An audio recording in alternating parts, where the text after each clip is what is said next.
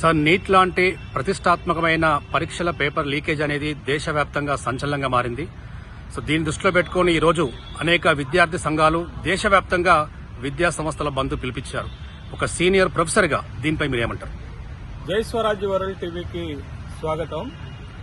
మే 5వ తారీఖు నాడు దేశవ్యాప్తంగా national testing agency national eligibility entrance test ని నిర్వహించడం జరిగింది. ఈ టెస్ట్ ద్వారా దేశంలో ఉన్నటువంటి మెడికల్ కళాశాలలో మెడికల్ సీట్లను కేటాయించడానికి ఈ టెస్ట్ ని నిర్వహిస్తారు. అయితే ఈ టెస్ట్ కి దాదాపు 24 లక్షల మంది విద్యార్థులు అటెండ్ అయినటువంటి సందర్భం ఉంది. అయితే ఈ పరీక్ష నిర్వహణలో నేషనల్ టెస్టింగ్ ఏజెన్సీ ఎన్టీఏ వైఫల్యం చెందినట్లుగా మనకి కనపడుతుంది. ప్రధానంగా పేపర్ లీకేజీ ఆరోపణలతో పాటు ర్యాంకుల కేటాయింపులో గందరగోళానికి గురైనట్లు అనేటటువంటి ఆరోపణలు వచ్చాయి.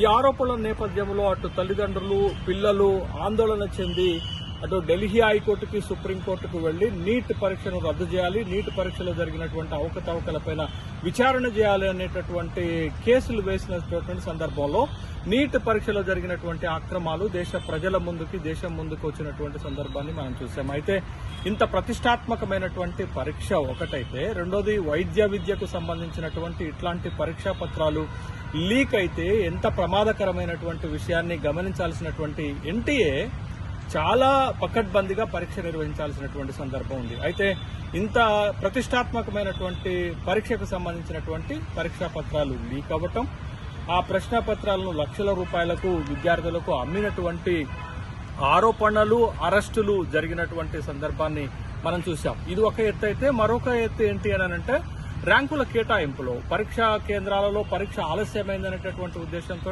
1563 మంది విద్యార్థులకు గ్రేస్ మార్కులు కలిపినటువంటి సందర్భాన్ని మనం చూసాం. అయితే పరీక్ష సమయాన్ని అదనంగా కేటాయించాలి గాని కోల్పోయినటువంటి ఒక్కొక్క నిమిషానికి 4 మార్కులు కేటాయించడం వల్ల 1563 మంది విద్యార్థులకు అదనంగా మార్కులు కలిసి ర్యాంకులు తారుమారయ్యాయి. అదేవిధంగా ఒకే సెంటర్లో 8 మంది విద్యార్థులకు ఫస్ట్ ర్యాంక్ 720కి 720 మార్కులు వచ్చినటువంటి సందర్భం ఉన్నది. గత పరీక్షల్లో ఒకళ్ళు ఇద్దరికి ఫస్ట్ ర్యాంకులు వస్తే ఈ పరీక్షలో ఏకంగా 67 మందికి 720 మార్కులతోటి ప్రథమ ర్యాంక్ వచ్చినటువంటి సందర్భాన్ని, ఫస్ట్ ర్యాంక్ వచ్చినటువంటి సందర్భాన్ని చూసాం.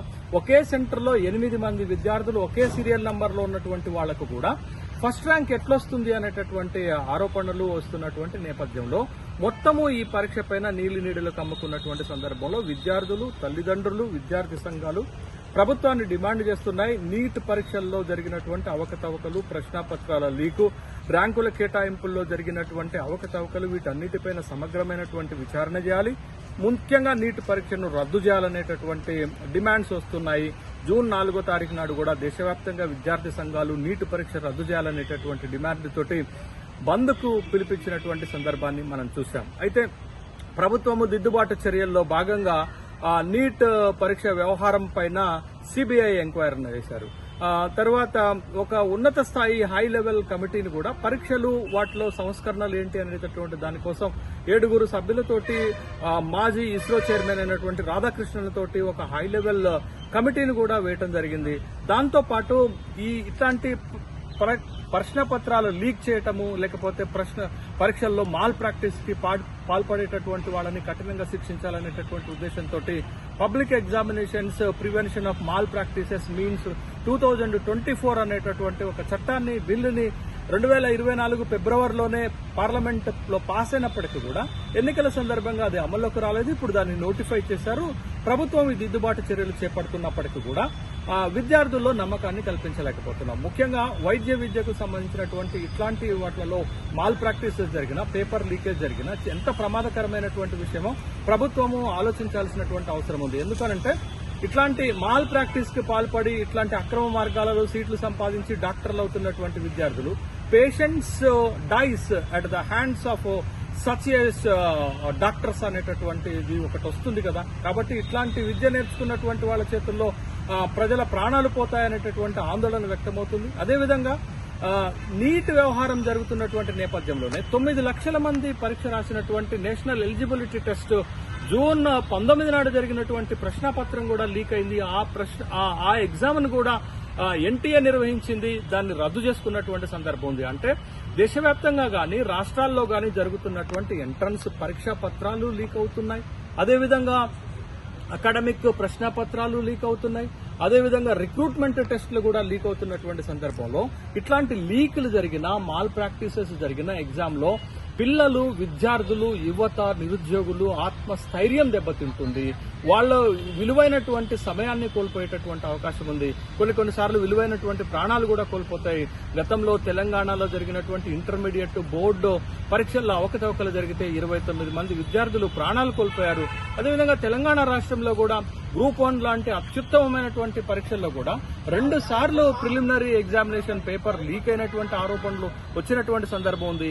తెలంగాణ రాష్ట్రంలో కూడా 7 పరీక్షలకు సంబంధించినటువంటి 15 ప్రశ్నాపత్రాలు లీక్ అయినటువంటి సందర్భం ఉంది. అటు దేశవ్యాప్తంగాను ఇటు రాష్ట్రాలలోనూ అత్యున్నతమైనటువంటి పరీక్షలు సరిగా నిర్వహించలేకపోతున్నాయి ప్రభుత్వాలు అనేటటువంటి ఆరోపణలు వెల్లువెత్తుతున్నటువంటి నేపథ్యంలో భవిష్యత్తులోనైనా ప్రభుత్వాలు ఈ పరీక్షల నిర్వహణలో పకడ్బందీ చర్యలు చేపట్టాలి. ప్రశ్నాపత్రాలు లీక్ కాకుండా చర్యలు చేపట్టాలి. మాల్ ప్రాక్టీస్ జరగకుండా చర్యలు చేపట్టాల్సినటువంటి అవసరం ఉంది. చట్టాలను కఠినతరం చేయాల్సినటువంటి అవసరం ఉంది.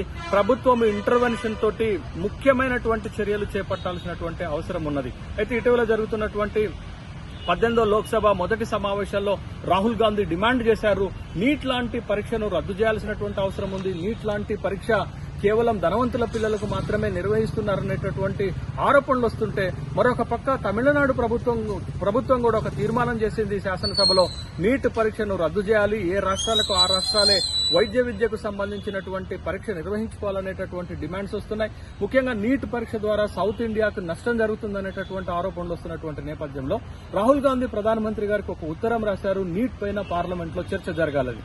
కానీ ప్రభుత్వము పార్లమెంట్ లో లోక్సభలో చర్చ జరగకుండా తప్పించుకొని పోయినటువంటి సందర్భాన్ని మనం చూశాం. కాబట్టి ఇట్లాంటి విషయాలను తేలికగా తీసుకోకుండా, ఇట్లాంటి విషయాలపైన నిర్లక్ష్యంగా చూడకుండా, ఇట్లాంటి విషయాల్లో నెగ్లిజెన్సీ లేకుండా ప్రభుత్వము కఠినమైనటువంటి చట్టాలు తీసుకురావాలి. పరీక్ష జరిగేటప్పుడు కఠినమైనటువంటి చర్యలు తీసుకోవాలి. ప్రాపర్ గా రెగ్యులేషన్స్ మెయింటైన్ చేయాలి. ప్రభుత్వం ఇంటర్వెన్షన్ తో ఉండకపోతే గనక భవిష్యత్తులో కూడా ఇట్లా ప్రశ్నాపత్రాలు, విలువైనటువంటి ఎగ్జామ్స్, ఇంపార్టెంట్ అయినటువంటి ఎగ్జామ్స్ ప్రశ్నాపత్రాలు లీక్ అయితే అది పిల్లల భవిష్యత్తు పైన, ఆత్మస్థైర్యం పైన, వాళ్ళ స్థైర్యం పైన దెబ్బతీసేటటువంటి అవకాశం ఉంది. కాబట్టి భవిష్యత్తులో యువతని, విద్యార్థులను, నిరుద్యోగులను కాపాడుకోవడానికి ప్రభుత్వం ఇప్పటికైనా మరొకసారి ఇట్లాంటి కీలకమైనటువంటి పరీక్షలు గాని, అకాడమిక్ పరీక్షలు గాని, ఎంట్రన్స్ పరీక్షలు గాని, రిక్రూట్మెంట్ పరీక్షల్లో గాని పేపర్ లీక్ కాకుండా చూసుకోవాల్సినటువంటి బాధ్యతలు ఉంది.